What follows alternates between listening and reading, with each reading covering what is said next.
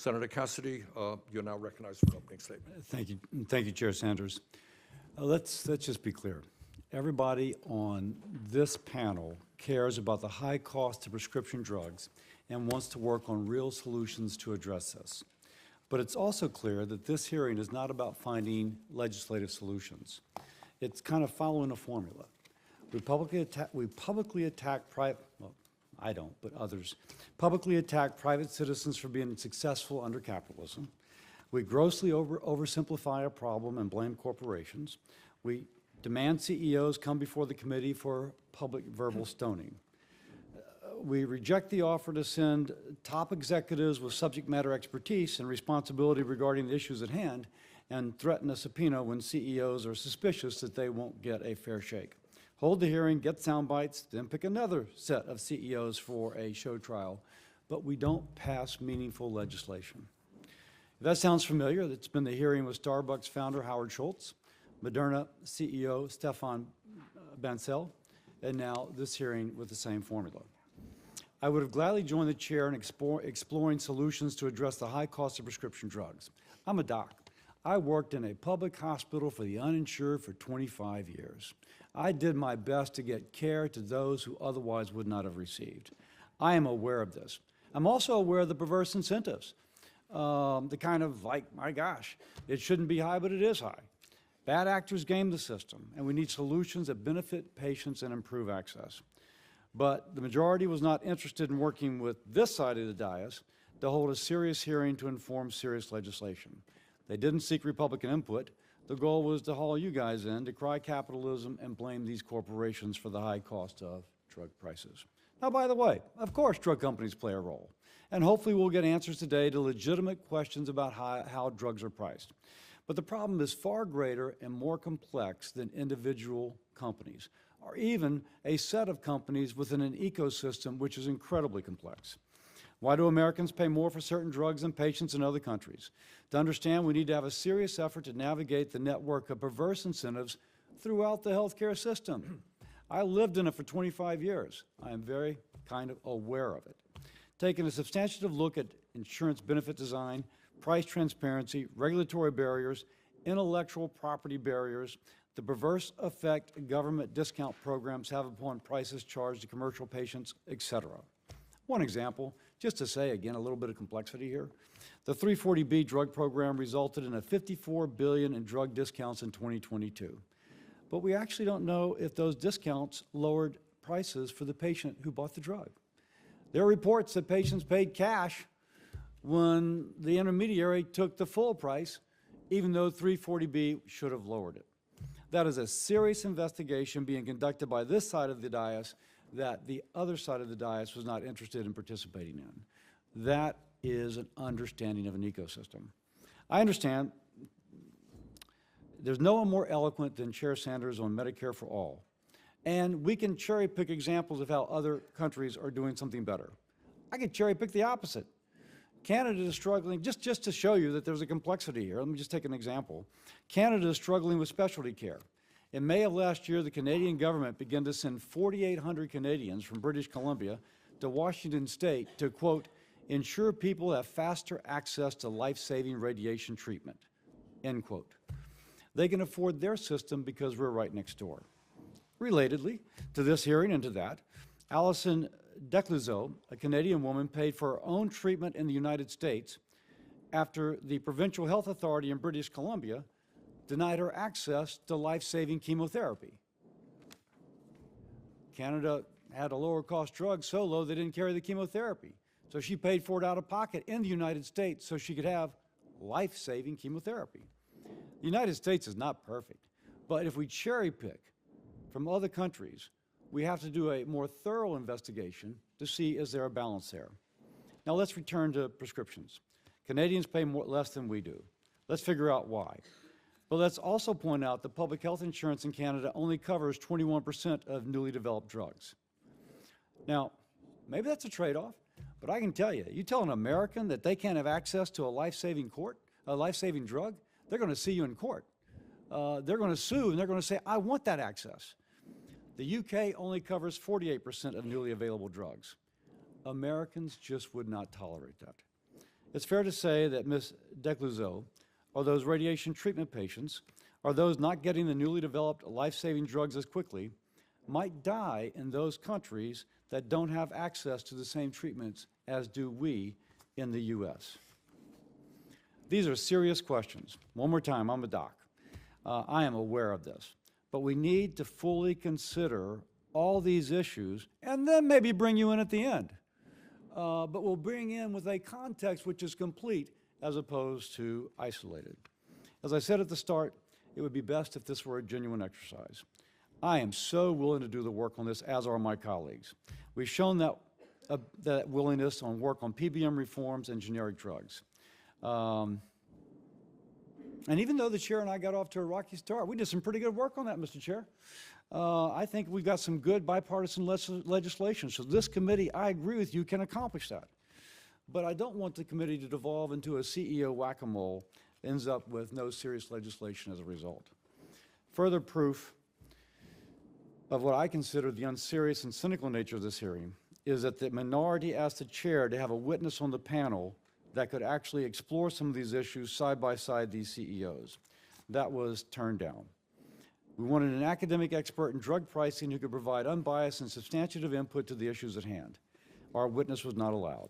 He'll be on the next, but the way this works is this gets all the publicity and the next one gets crickets. And so we've not had that opportunity. And I'll also point out we didn't split the majority and minority witnesses into different panels during several hearings which promoted kind of labor union issues. I can think of no reason to not allow our witness to be here now, except perhaps ruining the optics. As I said at our last markup, what ends up being hollow messaging gives DC a bad reputation. Folks want real answers.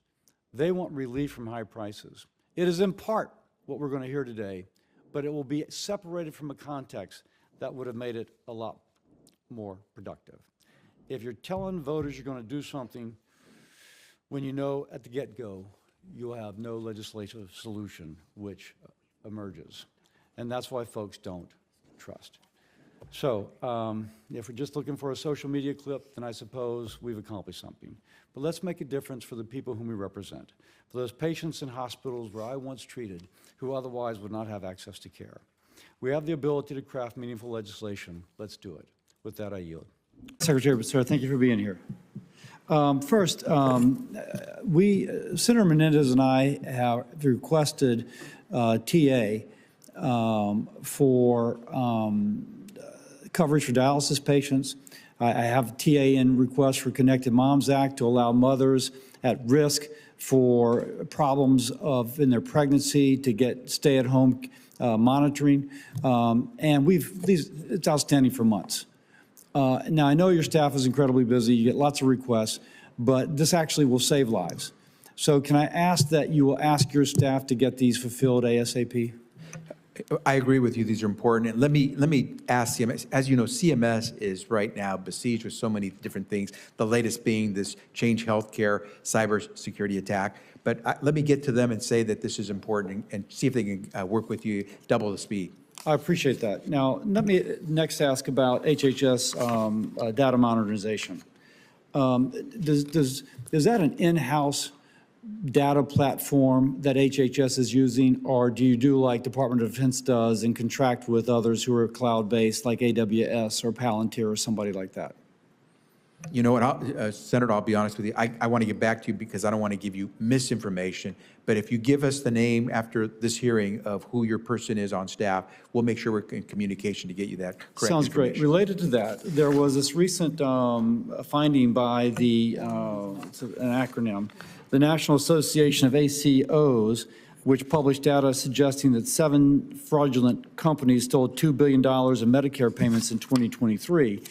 And they did that using a virtual research data center to find the fraud. Now, that's all good. Of course, I'd like for the CMS to have been on top of it, and that's why I'd like to talk to you about data modernization at a point in time.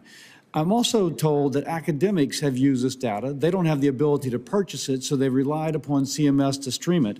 And so I was a little surprised when CMS announced last month that it would discontinue sharing data with institutions beginning August 19th. and require all researchers to move to the fee-based virtual research data center. That is fee-based, right? Yeah. So I can, now I understand the per-user price for that is quite high. I don't know if you're going to lower the price for the academics or if you can continue.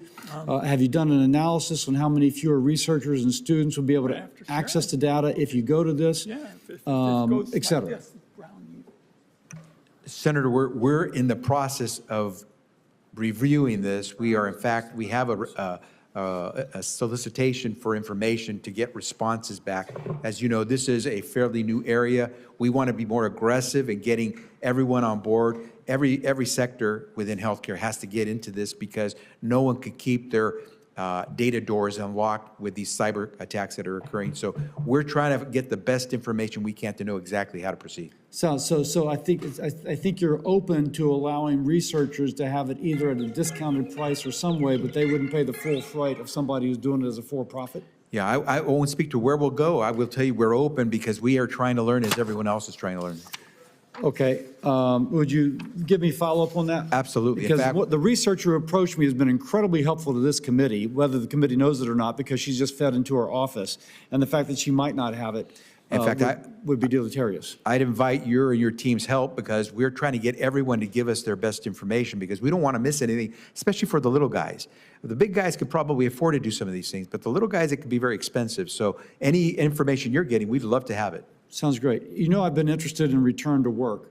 Can you tell me what % of HHS employees and CMS employees are currently 4 days a week or more in the office? So what I could tell you is that, as you know, because HHS, we were involved with COVID, that we've been working from day one, and we continue to have folks come into the office to work. And I can tell you that we are complying with the Office of Management and Budget's guidance when it comes to in-office work levels. And we have a variety. And what is that right now? I'm sorry? What is that requirement?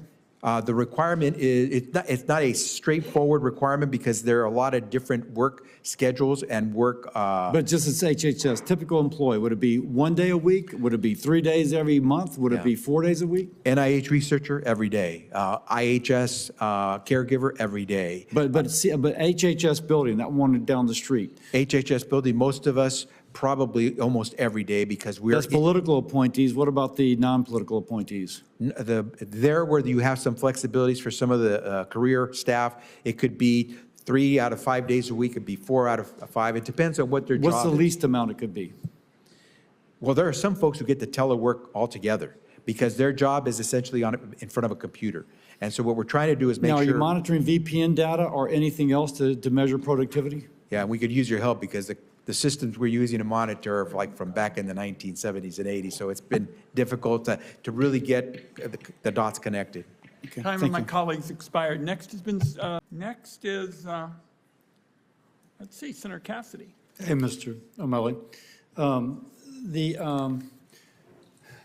At your nomination hearing, I noted how the Social Security Administration is relying on a 50-year-old dictionary of occupational titles. I smile because when you read some of them, they're clearly anachronisms. The agency has spent over $500 million paying the Bureau of Labor Statistics to come up with an updated occupational data file and spending another $100 million on staff and contractor time testing the file. Senator Brown and I introduced a bill requiring SSA to compile this and submit a report every 3 years. Where are you, where is the agency on implementing the updated occupational titles? Yeah, Senator, there seems to be no end to the ongoing outlays of money proposed for an updating of the dictionary of titles. There is, I've kind of put the brakes on this, frankly. It's a lot of money. And I think with the availability of technology and data sharing and other things that are out there in the world, I think we need to take a fresh look at whether we can get from point A, which was last updated, I guess, in 1991, to a more modern system without necessarily having to send out giant teams of researchers to do 103 more side-by-side studies for 2 weeks of cashiers and what the physical requirements are for it. There's a level of complexity here, yes, But I think to continue to put more and more money into doing this the way we've been doing it and have no result doesn't make a lot of sense given our budget throws. So I've asked to hit the pause button on this while we reevaluate and see if there might be another way to get it done. Well, it wasn't under your authority, but if we spent $600 million and accomplished nothing, that's incredibly frustrating. Hugely frustrating. So let me ask you, then that leads me to the next thing about modernizing your legacy systems, your technology systems, et cetera. And specifically, how do you use AI? In healthcare, we're trying to use AI, I say that as a physician. For example, the National Health Service in England has used AI to screen people with mental health issues, and they found a greater degree of satisfaction among the screenees, and they found that when the doctors and nurses received the record, they were better done than had a human done them. Now, this seems ideal for your backlog. You're having a hard time hiring people. We have a labor shortage. That would be something that could be done, and perhaps even a better file if it's the same experience as National Health Service. All that is a lead-in. To what degree is the agency updating their systems with an eye towards AI, not just for that, but for fraud, et cetera? Turn it to you. Yes, sir. There's a lot of areas ripe for this, and our top, I would say, training priority has actually to do with using an automated system in the disability determinations. There is a tool that SSA invented called Imagine. And Imagine essentially takes those 1,000 pages of medical records and puts them in a form that can be searched and be curated and compared to past applicants to see, even assess, what is the percentage likelihood of this one being an allowance? Make sure you take your eyes to page 912 of this report, to page 702, because that's where the parts are about what the claimant has been assessed with. Now, this is an AI system or an algorithm. Is this something which you developed in-house, or is it something that you contracted for? Yeah, it's something we developed in-house. Victory has 1,000 fathers because it works right, and because it reduces time by about 50% that it takes to examine all of these records. There's people inside the agency that say the agency invented it, and there's a contractor that says they invented Okay, it. let me ask you, I'm almost out of time, but going back to that 1.2, you mentioned that you have a relatively low overhead. But Yes, again, AI has the potential to further lower that. And so to what degree are you also using AI to look at fraud, to look at, again, having intake of patients with complaints? The whole kind of backlog of complaints could be brought down if it turns out that you could use AI to interview the individual and to, as Yes, they've sir. done elsewhere. As part of our security stat regimen, one of the hours, in fact, it's the only hour that we close to the public and don't put live stream, is about fraud. And one of the things that we have been able to do in fraud is to use machines to identify patterns, to identify anomalies.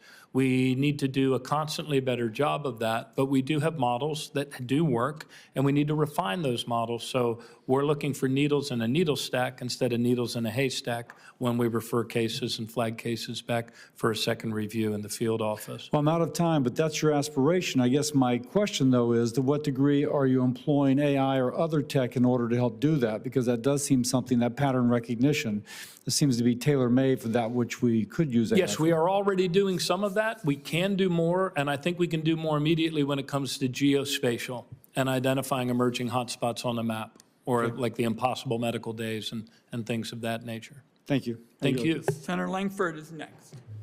Hey, Mr. Chairman, thank you. Thanks for being here in the conversation. I know you jumped into the deep end of the pool with a lot of areas.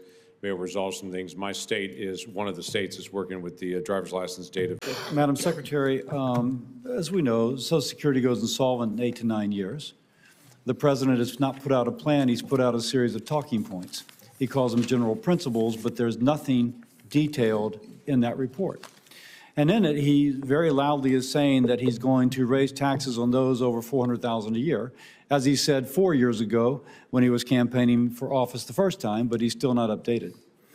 Now, I'll note that there's already been $4.9 trillion in new taxes proposed for those making over $400,000 a year.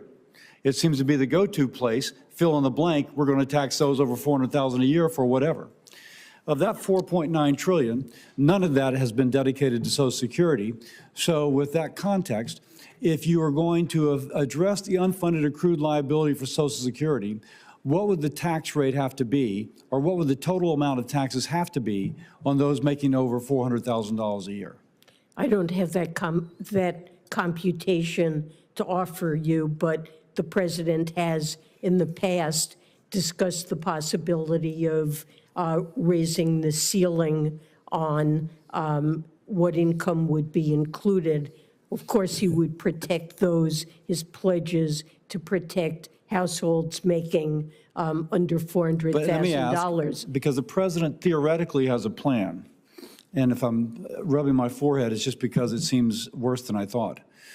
If there's not been a computation, if there's not been a calculation of what the tax rate would have to be on those making over $400,000 a year, has Treasury really not looked at, okay, we're already charging $4.9 trillion for the deficit, for Medicare, for a lot of other things, and now we got to add social, but we haven't done the math to figure out how much that tax rate would have to be? The president doesn't have a plan. He has principles. He wants to work with Congress to find a way to protect Social Security and extend its solvency beyond 2034. Now, if the president wishes to work with Congress, why does he continually demagogue Republicans on anything that doesn't exactly line up to what apparently suits his reelection?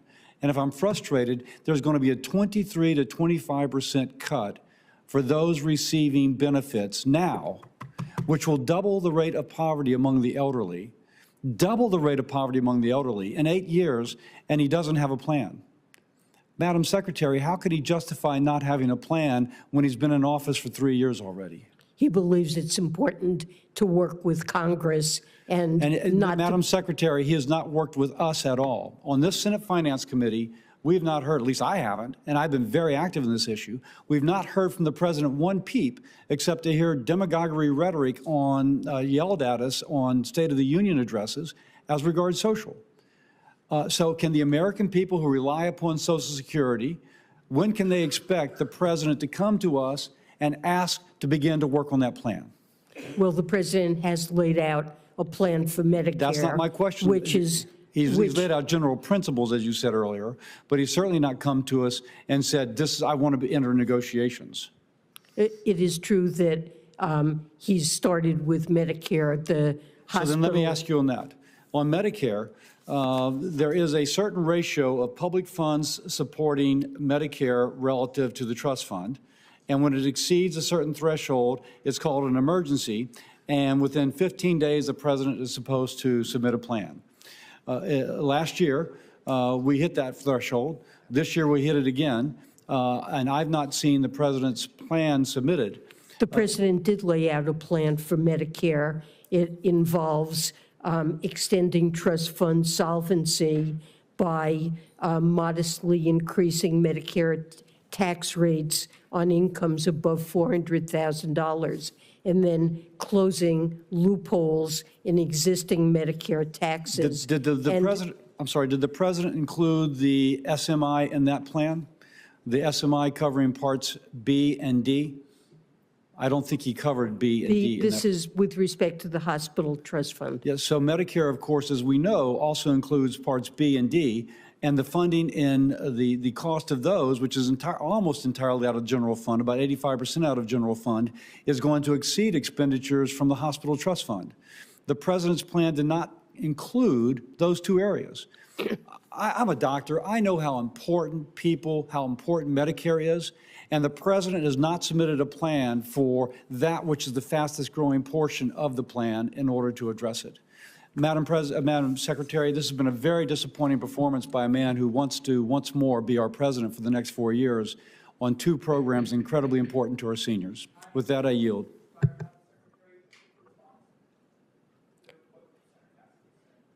I believe the president has laid out a plan for the hospital trust fund, and he's laid out a budget that contains $3 trillion of a deficit reduction. and that provides enough general revenues to be able to support the expenditures that are projected for Part B. Madam Secretary, welcome.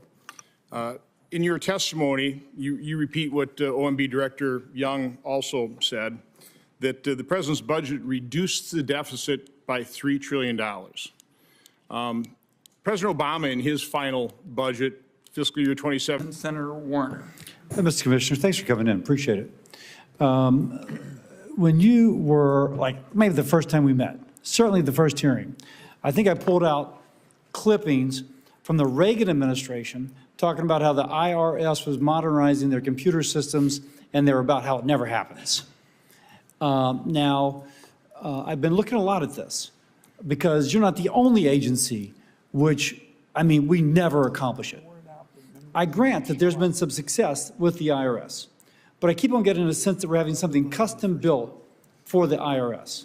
Now, I've done a little research, and in 1994, there was the Federal Acquisition Streamlining Act, a law that prohibits government from starting bloat-filled projects if an off-the-shelf solution is available. I'm quoting from the article I found.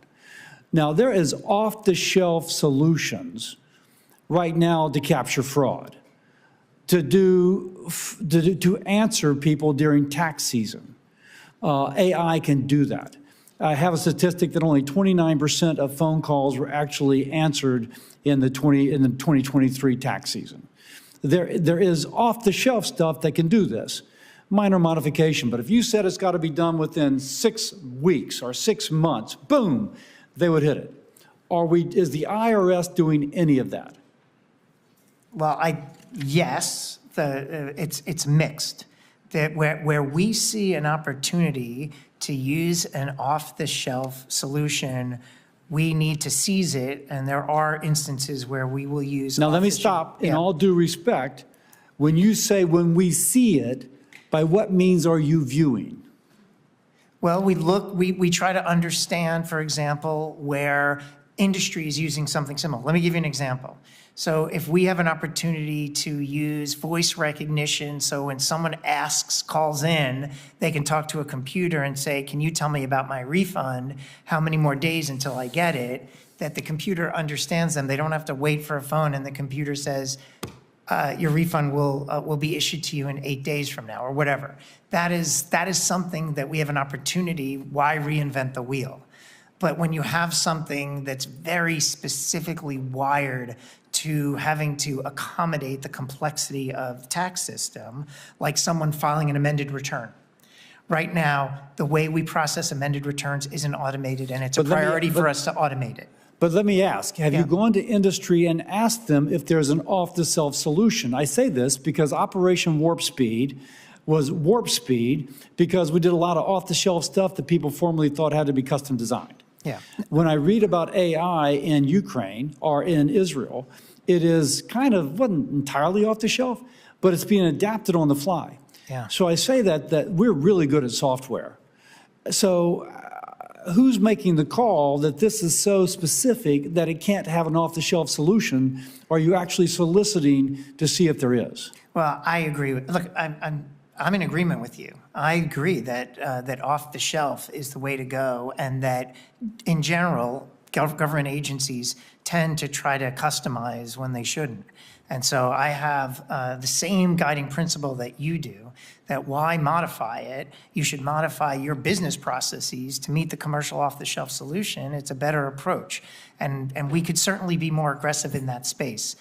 I don't have, what I'd like to do is come back to you, if you're willing, with some inventory discussions around where we are off the shelf, where we're not, and maybe we can look at the gray area and see if we can move more to off the shelf. And can I ask you this, because my staff's right behind me, he's taking notes.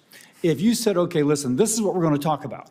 We're going to meet ideally within 3 weeks or 4 weeks, and this is what we're going to talk about. And give us a week just to call 3 or 4 different big software companies. Could you address this was off the shelf? Because I think there are capabilities out there that you and I are not familiar with, and that frankly a government agency may not be familiar with even at its best. I agree. So if we could have both schedule that follow-up and then get a little bit of advance notice and give us time to kind of scout out. Senator, will do. That would be fantastic. I appreciate that. Oh, this is going to make my day. Let me just give you one more thing. The IRS has decided to delay implementing the change to the Form 1099-K reporting threshold for transactions on third-party payment platforms such as Venmo and PayPal. Now, it was enacted under the American Rescue Plan in 2021, and it moved the threshold from $20,000 to $200 to help taxpayers transition. The IRS will keep the 20,000 and 200 transactions threshold for 2023 and phase it in 2024. So can you discuss what the IRS is, now, by the way, Senator Brown, bipartisan, we put in the Red Tape Reduction Act that would raise the threshold to 10K to protect small businesses. So can you discuss the IRS authority to delay the implementing laws? And can you explain how the IRS arrived at the $5,000 threshold for tax year 2024? Yes, I can do both, and I'll do it quickly. First, we have in law a responsibility to implement all tax laws in a way that protects taxpayers' rights, and a set of taxpayer bill of rights is written out in the law.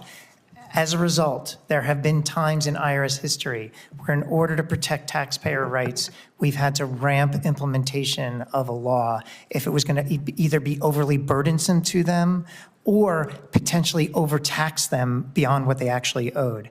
And this particular law created both risks. So we felt, on balance, in order to meet our statutory responsibility to implement the code consistent with the Taxpayer Bill of Rights, this was one case, and we've done it before, where we have ramped implementation of a law. 5,000 came from work with stakeholders. We worked with the major companies that are third-party pay platforms. They were concerned about their customers receiving a slew of 1099s that they wouldn't know what to do with. A lot of confusion about how you would, for example, calculate a basis of some kind of good that you sold on one of these platforms. So many questions came in, and we asked them a lot of questions like, what is the right way to ramp this consistent with protecting taxpayers from confusion, burden, and being overtaxed? And they said, give us time, and they helped identify $5,000 as a threshold that would allow them to deal with a smaller number of transactions and customers, but yet get a lot of receipts back to the U.S. government. As important as the Cassidy issue is, we got to move on. The next three will be Warner, Lankford, and Johnson. Well, thank you, Mr. Chairman. Let me, though, quickly add, if you're going to get to Senator Cassidy this information about. Thank you, Senator. And we have Senator Cassidy. Madam Secretary, I actually thoroughly accept that we need to decrease emissions, but I'm afraid that the administration is so ideologically focused that we're doing otherwise. Tell me, in the analysis of the natural gas export, are we looking at the fact that because we are exporting less natural gas, that other countries are using more coal, and the greenhouse gas footprint of Germany burning more coal is obviously much worse than if they were burning clean U.S. natural gas? Is that end user having to substitute coal for natural gas part of the life cycle analysis? First, just to clarify, we are not stopping the export of natural gas. So yes, but you're stopping the permitting, which means it's creating uncertainty, which means that there are contracts that are going elsewhere, if you will. We have authorized 48 billion cubic feet of natural gas. That is a massive amount. All of that is still going forward if people can get final investment decisions. Currently exporting 14 billion cubic feet, another 12 billion cubic feet that are under construction. None of that is stopped. None of it. Yes, but let's not be disingenuous. The fact that there is a pause means that this regulatory pause driven by an administration which sometimes does not look at end results means that investment decisions are being changed. Well, but my point we have being, spoken but if I may go to the point. Yeah. is that life cycle analysis, looking at the fact that countries may end up using coal instead of natural gas or import natural gas from countries which don't have our same stringent environmental standards. Yes, fuel switching is definitely part of the analysis. So it will show, just to be clear, that China will be using more coal and the impact on global greenhouse gas emissions as opposed to substituting U.S. natural gas, or Germany, or whomever. Fuel switching by any country or by countries will be part of the life cycle analysis. I have to admit, the fact that that is so obviously and so transparently a major contributor to greenhouse gas emissions that we still need to do the study, again, indicates to me that there's another reason to do the study. But that's an editorial comment. We had testimony here about a year ago, and I forget quite from where, but it was around, I think, Oklahoma, Kansas, someplace like that. And they were talking about how the regulations requiring them to go to renewables was endangering their capacity to meet surges, or and you just talk about the rickety old grid. The fact that we have to bring electrons from the panhandle of Texas all the way to Atlanta obviously makes the grid more important. Whereas if somebody's locally producing, the local grid is more easily maintained, doesn't have to be as high wattage, et cetera. And I say that because a statement was just made that the administration is focused on reducing energy costs. Can we hold up that chart? This is actually what has happened since the administration has taken over. This is what the cost of energy has done. This is not holding down energy cost. There is a term used in Europe, energy poverty. I remember reading an article in the New York Times, ideological New York Times, about a family in western Massachusetts, in which the church had to pay the utility bills. Now, I say that because I think there has to be a little bit of table setting. A lot of these things which theoretically are going to lower cost, in reality have increased costs for the average American family. Pipeline permitting becoming more difficult, for example, means that it's more difficult to get cheaper burning natural gas, and therefore people's utility bills are going up. I think Senator King and Manchin have discussed that in the past. Any comments on all that? Yes. Number one, there is no doubt that we are all focused on reducing costs for people, and energy, of course, being a big component of that. Natural gas prices. By the way, that chart would suggest that it's not being very successful. Well, that chart also starts in January 2021 in the middle of the pandemic. So let's be clear about what it actually looks like out of pandemic. Nonetheless, it is important to recognize that the price, for example, of natural gas is at very low prices right now. The price of solar, very low. What's causing the increase in energy prices? One contributing factor is the investments in the grid that are necessary, this old grid that gets rate-based among ratepayers. And it's one of the reasons why it's so important for us all in leadership to take a look at how we invest in the national electric grid so that we are not forcing ratepayers to bear that burden. Now, may I say that also one thing contributing to the high cost is the inability to permit new natural gas lines. And if you can't get adequate amounts of natural gas to a utility, they're going to have to pay more for whatever source they get it from, and that's a major contributor. We can speak of power lines, but local generation is often natural gas, and that has been inhibited. That pipeline development has been inhibited by this administration's policies. Well, that's not under my jurisdiction, so I don't have data on that, but I know that this administration is interested in lowering costs for people, which is why they've increased the amount of money for LIHEAP, for weatherization, increased the ability for people to buy electric vehicles at the dealership by reducing those costs, increased the ability for people to do insulation in their homes so that they can reduce the cost. All of these things, all driving toward reducing cost of energy. The cost of natural gas is not high. It is the cost of the infrastructure associated with the energy grid that is expensive. Yes, I yield. Thank you. Senator Heinrich. Thank you, Chairman. Welcome, Secretary. Madam Secretary, I'm from Louisiana. You're going to guess what I'm going to be interested in. Is there going to be, just plain question, will the Department of Interior hold at least 3 lease sales in the next 5 years? Yes, Senator. Okay. So 2024 is the first year without a lease sale since 1965. I'm worried that lease sale 262 might slip till the end of 2025. DOI must complete several reviews and planning steps prior to the lease being issued. I'm told it has hardly begun the process.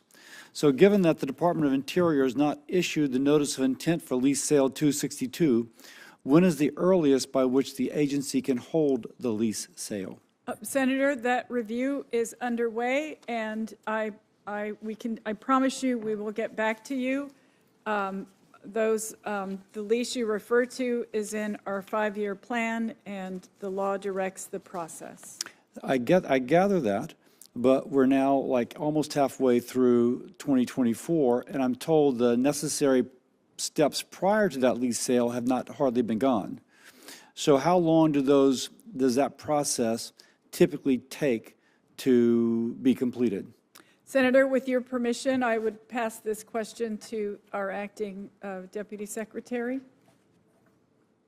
Thank you, Madam Secretary, and thank you, Senator. And I just want to reaffirm what the Secretary said, that the first steps are underway. Yes, with I regard to gathered your that. timing question, Yeah. it typically takes approximately 18 months, I think at a minimum, we would say, for our folks to do diligent review. So again, I've been told that it's hardly started, and so 18 months puts us almost into 2026.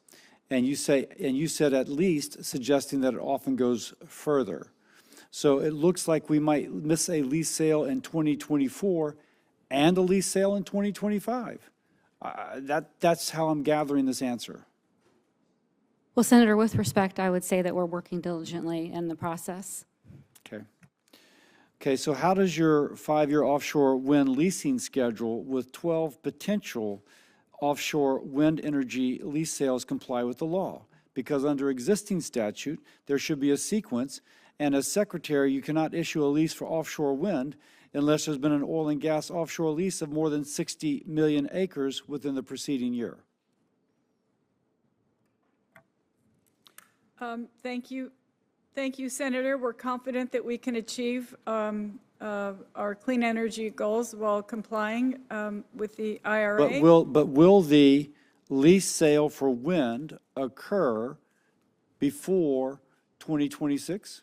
The planned OCS lease sales would meet IRA requirements if conducted and allow us to issue offshore wind leases. We'll comply with the law. So that means what I'm hearing that if you will not be completing the necessary preliminary steps for the oil lease sale before 2026 or best the end of 2025, that there will not be a wind lease sale offshore until 2026.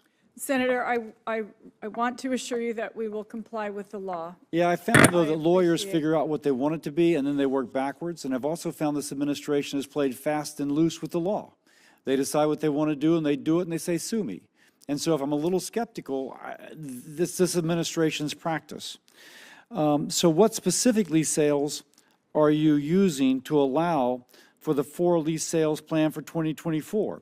For example, what was the date and the acreage of those lease sales?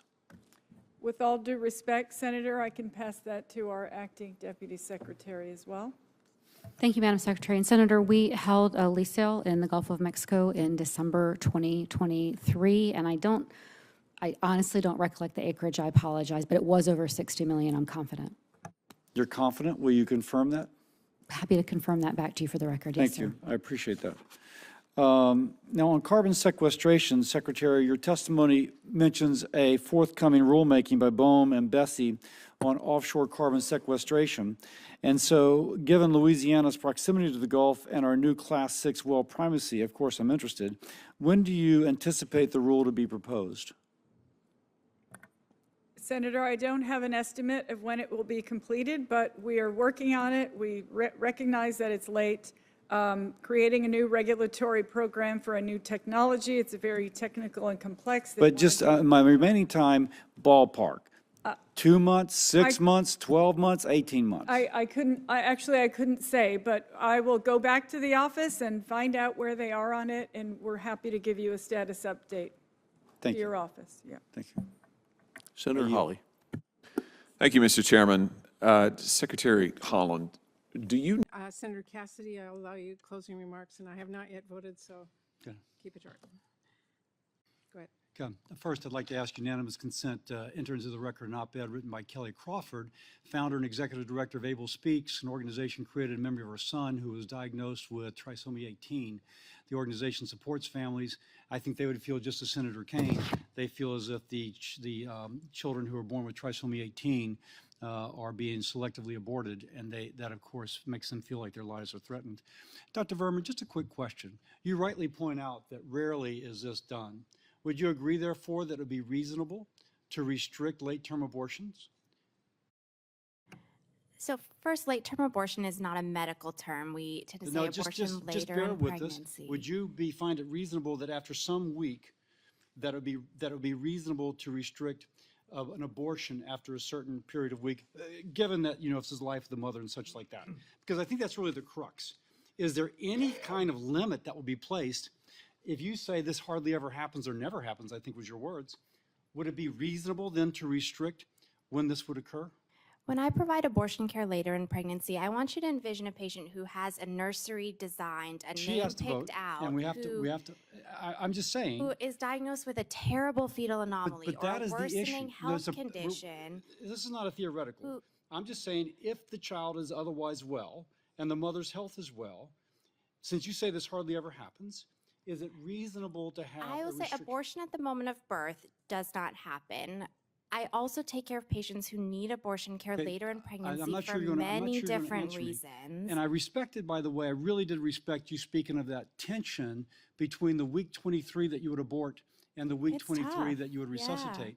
I think you're avoiding, I don't mean to be confrontative, but you're avoiding the dialogue here. No, I totally hear you, and I'm not trying to be confrontational. I'm just trying to highlight what these situations actually look like. So, for example, I did an abortion care later in pregnancy for someone. I'm not going to get an answer to that, but and Dr. Francis, will you just finish up on that question, please? Absolutely. Well, I think certainly beyond the point where a child can survive outside of his or her mother, there would never be a reason you would need to intentionally end that child's life. You'd simply deliver that baby, you'd take care of mom, and you'd take care of baby in an appropriate way. And I think that that's something that I would hope that all of us at this table could agree upon. With that, I yield. Thank you. Okay. I just... Let me just give Dr. Vernal, I don't think that Senator Cassidy gave you the opportunity to respond effectively. Take 2 minutes to respond and say what you wanted to say. I appreciate it. I was just trying to paint a picture as a doctor who's actually sitting with these patients and providing this full spectrum of care, what this care actually looks like. So when I'm providing care for a patient, for example, that comes in later in pregnancy, a lot of times that's a patient who's received a terrible fetal diagnosis and is having to make that difficult decision. They have a nursery set up, they have a name picked out, and what they need from me as their doctor is support. I have some patients that choose to continue that pregnancy and deliver at term, and other patients who say that's too traumatic, I can't do that. And my job is to support them in both of those situations with whatever is right in their life. I think as doctors, we all recognize that providing life-saving care sometimes means ending a pregnancy, and to call that care something besides an abortion is an issue of semantics to further a political agenda. And so the care that we're referring to that sometimes means ending a pregnancy, that is abortion care, and that is what we are talking about here, and is sometimes necessary life-saving care for our patients who come in needing this care for a variety of reasons. Thank you for that comment. Yes, Ms. Ward, just out of curiosity, which hospital were your children treated at? They've been treated in several. We were living in Dallas when the children were born, and So then we moved the to NICU, Chicago. the NICU bill sounds like it was the most. Which hospital was the NICU in? They were both at Baylor in Dallas and then also at Children's Medical Center. Sounds good. Dr. Messick, I assume the patient you described was treated at Brigham. Brigham's a nonprofit. They get disproportionate share, and it's a 340B hospital. All three are mechanisms by which it's supposed to help those who cannot pay their bills be alleviated from the burden. Do you know if Brigham ever reached out to those patients to help decrease their cost? I should be clear, the patient I was talking about was at Rhode Island, where I did my residency training, so not in the Brigham system. Rhode Island, if it's an academic center, typically those are nonprofit. So that would again have 340B and a tax exempt status. Did that hospital And by the way, did that hospital, as far as you know, have a program? Or does Brigham? Let me ask about Brigham. Yeah. Do they have a program where if somebody comes in uninsured or poorly insured or with a high deductible to help offset the cost of that bill? Yes, Mass General Brigham does have that policy. If up to 150% of the federal poverty level gets free care, up to 300% gets discounted care. All hospitals have to have. So in a sense, that mechanism is then working. Dr. Chino, what a motivation for you, but what a terrible story for us about your husband. Sloan Kettering, again, it's a nonprofit, 340B, and disproportionate share, big disproportionate share state. Does Sloan Kettering have a program where they pass the 340B discount to the patient?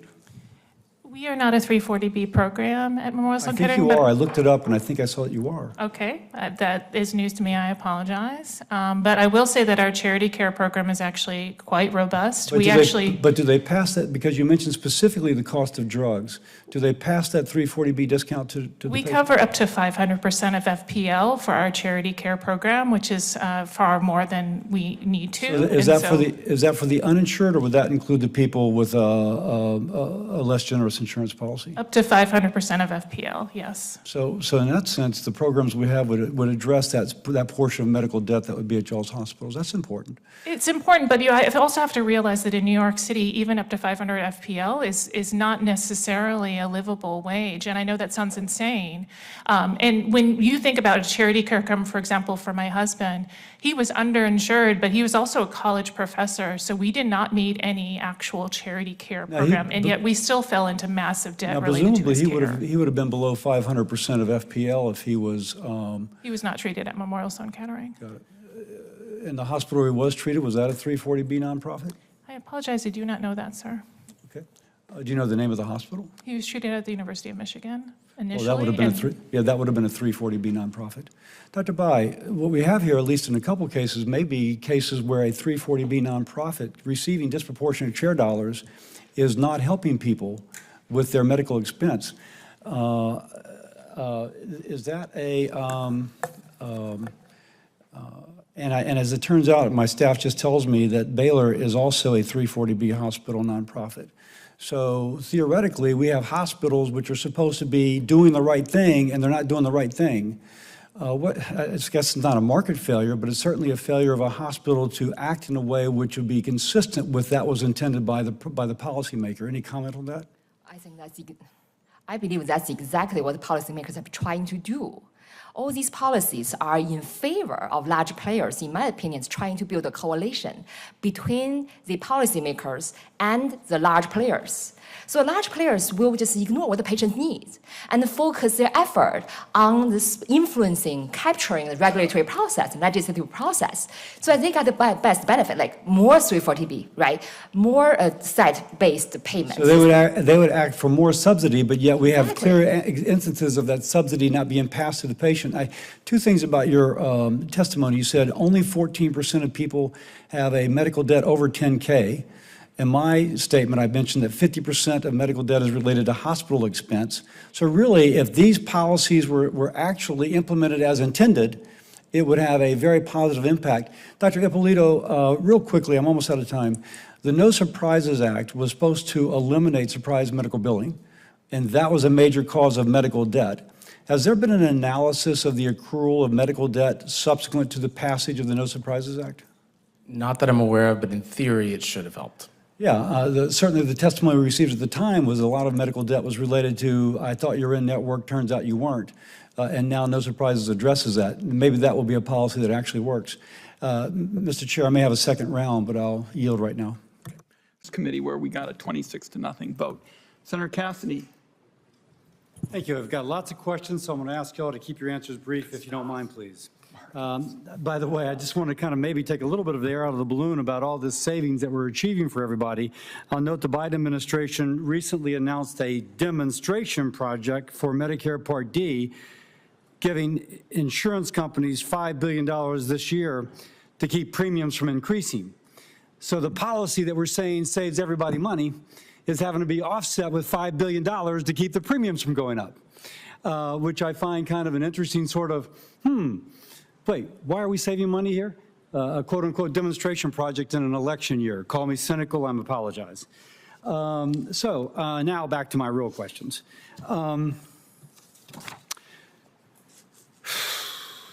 Dr. Axelson and Dr. Conti, I don't know. I'm asking you questions I don't know the answer to. It strikes me that if there is a negotiation to lower the price of a drug, as it's currently constructed, pharmacy benefit managers, Part D plans, have an incentive to carry the higher priced drug because they get a bigger rebate. We've heard that in other testimony. So unless we mandate that the lower priced drug be placed on a preferred tier, are we sure that the beneficiary will see the lower priced drug? Dr. Conti, will you go first, please? And again, be brief, please. Thank you. In my research and in the Brookings paper, it is clear that the majority of the drugs that will be negotiated both in the first year and in the second year that we've estimated are drugs that are largely ones that patients take every single day. Many of them don't have any substitute. So first blush, my view is that we won't see very significant restraints on patients getting access to those drugs that are being negotiated. Let me ask, because I think one of the major drugs being, and I'm a little rusty on what's being negotiated when, is Humira. Now, there are alternatives to Humira, and that's obviously a big margin drug. So would that be a contra to what you just said, that indeed that would be a high-priced drug which they'll be negotiated down, but if it's not, if the new price is not put on a preferred tier, the patient won't see the benefits? That is not my understanding. My understanding is that people are already gaining access to that therapy. And again, physicians and PBMs and insurance companies will not see the benefit in switching patients from Humira to another therapeutic substitute. Another great example of drugs that are already being negotiated are drugs for heart disease. Those are drugs for which compliance with treatment over time is very important to staying well. And again, it's not in the plan's interest or the PBM's interest to switch people over. Dr. Axelson? Hi, I'm not a doctor. I'm Kirsten Oh, Ms. Axelson. I'm Yes, sorry. thank you. The majority, 7 out of the 10 drugs, the dominant position on formulary is third-tier access. While the prices of those drugs vary widely, the cost is between $45 and $46 for all those drugs. The price is not what determines the copay at the pharmacy for those drugs. After the price controls, the price will be about $45. Seniors taking those drugs who retain preferred tier access will be paying $45 or $46 with or without a price control. What could be different is the plans may now say, well, I'm not getting the rebates on those drugs, so I'll put up a prior auth or a step edit in front of those drugs and go to a competitor and say, if you want to get in without prior auth or step edit, then I'm going to need a discount from you. So Dr. Conti feels like there's going to be an incentive to maintain, but you're saying at least for new enrollees, and over time that makes a difference, there'd be the incentive for them to switch those patients to a different drug. Or put up a hurdle so that they can get a discount on a competitor drug. Okay. May I just, there is no evidence at this point in time that formularies are switching to. Can you speak a little bit more, a little louder, please? I'm so sorry. There is no empirical evidence at this point in time that formularies are switching patients away from the products that are being negotiated towards higher rebated drugs. I'm not saying that that is not possible, but there is no empirical evidence at that time that this is happening. Okay. Let me go to something different. Dr. Axelson, and maybe I'll come back to you as well, Dr. Conti. The separate expiration date for small molecule versus large molecule. And Dr. Conti, I think you have indicated there's no evidence that that's made a difference in investment. But my staff just gave me something, which now I can't find, of course, which shows that if you look at small molecule whose market is principally Medicare, that there is a demonstrable decrease in investment for those drugs. Whereas if it's typically going to be in the commercial market, that's where you've continued to see increased investment. Now, and intuitively, if you are near term of bringing to market, you're going to bring it to market even if they've just shortened the patent half-life or the patent life from 12 to 9. But it would make a decision in the initial investment, which there again may not be empiric evidence because it's just now. So Dr. Axelson, we take a shot at this first, and then I'll go to Dr. Conti and then Mr. Merkel. It's well established that the size of the financial reward is related to how much is invested in this endeavor of clinical study. It's very unlikely that most drugs get developed, that they're successful. And so there's an expectation of, the expectation of profit affects how much is invested. So yes, if there's less likelihood of financial reward, there's going to be less investment in small molecules. Just intuitively and law of in what gravity. we've seen. Excuse me, It's not Dr. true that we Conti, haven't because seen the he's about impact. to gavel me down. Dr. Conti? So there is not empirical evidence to support that small molecule investment is shifting out. If anything, the science is ripe for more development of those new drugs, whether they be in the ADCs or in other categories. While I agree that the IRA does shift incentives for innovation, we are not seeing significant declines in innovation, which is what had been the pre-reform concern. Okay, I'm way over. Mr. Merkel? I would just say that this is a classic issue with price controls and the incentives that they create, that there will be resource allocation based upon the price controls and not where necessarily there's value in the market. Thank you for your indulgence, Mr. Chair. I